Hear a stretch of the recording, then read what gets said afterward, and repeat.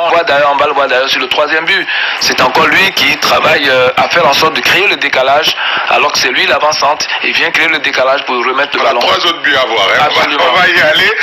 Moi, je retiens sur cette action quand même à la belle ouverture d'Éric Bertrand Bailly, le bon appel également de Jonathan Kodja. On va aller pour le deuxième but. C'est 1-0 à la pause pour les éléphants en deuxième période à la 52e minute. Corner de Max-Alain Gradel, la tête rageuse de Éric Bertrand Bailly pour le deuxième but des éléphants. Une passe décisive et un but pour les défenseurs de Manchester United. Oui, alors moi ça fait souvent que sur le corner frappé par Max-Alain Gradel, eh bien, les défenseurs de la Centrafrique se sont focalisés sur Zaha et sur Kodja, et on va voir Gradel venir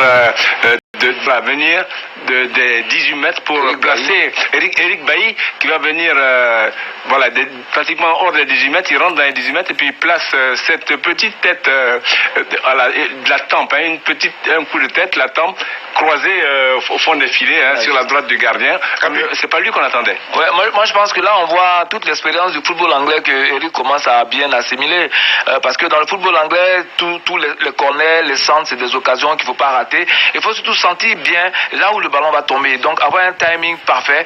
On voit qu'il n'est pas arrêté, il ne vient pas s'arrêter dans la zone pour attendre, il se met à bonne distance, il perçoit bien la trajectoire du ballon, il va se placer au bon endroit pour placer cette aile. Ouais, il est en mouvement, donc il est difficile à prendre, et c'est tant mieux parce que c'est un défenseur.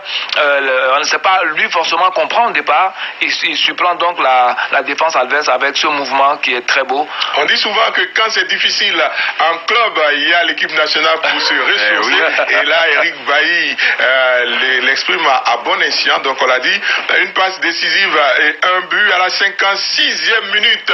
Cette fois-ci c'est Jonathan Kodja, le prince de Boaké. Regardez ce passage sur l'aile gauche là-bas et puis ce retrait pour le premier ballon touché dans la partie par Cheikh Doucouré. Il en perd son maillot parce qu'il ne s'attendait pas à ouvrir son compteur but en sélection nationale. Sur la première touche, il en perd tout bon sens parce qu'il sait bien que c'est un carton qu'il va prendre, mais il est tellement heureux qu'il se laisse aller à ce geste. Bon, tant pis, c'est fait, on va lui pardonner parce que ce but, il fallait avoir le geste correct. Il a ouvert le pied, il a su éviter la position de gardien, qui est un gardien qui se place vraiment très bien.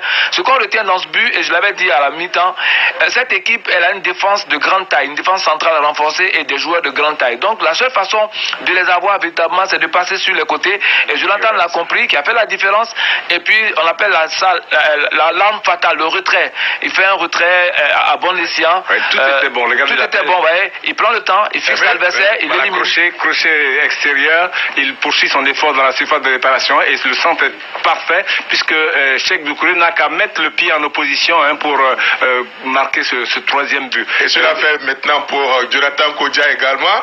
Un but, une passe décisive, et ce n'est pas terminé parce que à la 75e minute, Wilfried Zaha va débouler sur ce côté gauche très prolifique des éléphants. Il va prendre à revers deux défenseurs. Regardez sur ce ballon. D'abord un premier contrôle vers la droite. Il revient sur lui-même. Il enrhume les deux défenseurs. Et puis Maxwell Cornet qui venait également de rentrer et qui va marquer. Coaching gagnant pour Ibrahim Kamara. Oui, il faut dire que Maxwell Cornet a toujours marqué quand on lui a fait confiance.